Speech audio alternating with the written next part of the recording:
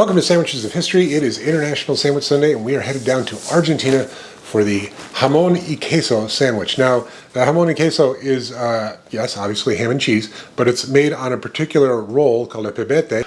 I don't have an Argentinian bakery close by, so gotta make some Pebete. Okay, first thing we've got to do is mix in some instant yeast into milk. Let it sit for 10 minutes. Now in a stand mixer, we've got 2 cups of flour. I'm going to add in milk powder, sugar, get that all mixed together. So I dug a well in the flour and put the yeast mixture in there, and now we're supposed to knead it on low and slowly incorporate water. Now on medium, we add salt and softened butter. Now we let that go on medium for 10 minutes. I am cautiously pessimistic about this. All right, now we got to knead it by hand for 5 minutes. All right, now we cover this with the towel and let it rise for 45 minutes. It has been 45 minutes. Now we need to divide the dough into quarters and roll them into balls. Now we cover them up for another 15 minutes. Okay, now we got to shape them into like a oval. And we do one fold, then another fold, pinch it together. Hopefully that's right. Now I put them onto a parchment-lined baking sheet and let them rest for another 30 minutes. All right, while we're doing that last rise, we need to make the chuño, which is the glaze that's going to go on it. So to water, I add cornstarch, get that mixed together. Then we bring that to a boil to thicken up. Okay, now we brush the tops with the chuño. Now we bake in a 350-degree oven for about 20 minutes.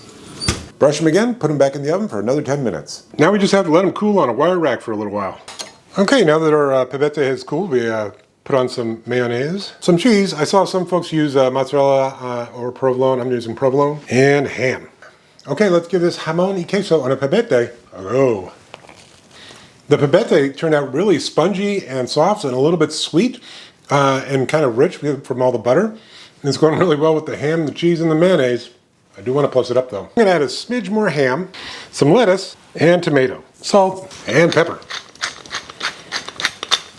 Okay, let's give this jamón y queso sandwich plussed up with a little bit more ham, lettuce, and a seasoned slice of tomato. I'll go.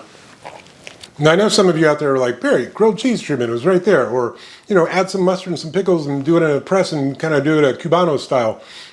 I gotta stay fresh. I don't know, for some reason that sweet, light bread inspired me to stay fresh, just adding the fresh ingredients of the tomato and the lettuce. And it did need a little extra ham, but I think that's because I made the bread a little bit bigger than it normally is. All right, so the original jamón y queso sandwich, tasty little bite, gonna give it a 6.5. Plussed up with the extra slice of ham, lettuce, and seasoned slice of tomato, it's like a 7.5. That's such a tasty thing, and that bread is really good. It actually turned out well, which I didn't think it was gonna, but hey, I got there, woo! Definitely gonna finish that.